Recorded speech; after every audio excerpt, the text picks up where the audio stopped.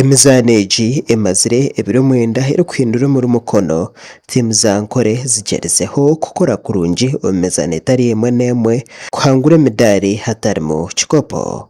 Ntare School esengirwe eya Kakunguru 2-1 omu finals za hockey nikwe kutwara silver, kandi tiimu eya Ntare eya Lawn Tennis etwire bronze. Reero Sacred Heart ebeire eya kana omu hockey ey'abaishiki yazeegitaho kurabaho kuza omu za fiasa. Kitunga ebeire eya kabiri omu handball y'abari hansi y'emyaka 17 nikwe kutwara silver, na Kyambate yatwara bronze omu handball y'abaishiki, kandi yo Immaculate Heart okuruga Kigezi etwire silver.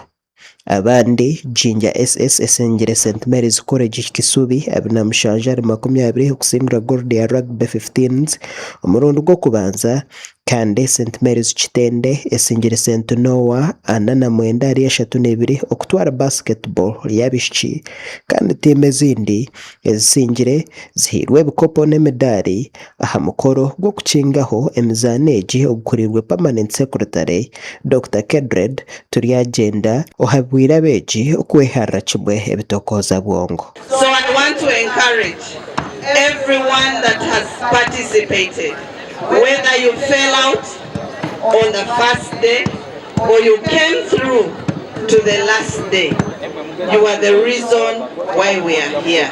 To be distracted by what Professor talked about.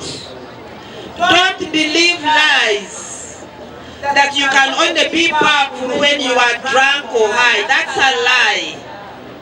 In many schools where there are no facilities and would be blamed because the facilities were very poor, our games are becoming very big. Our students are coming from schools like this one where they are used to very good facilities, and some schools were thinking of not even coming.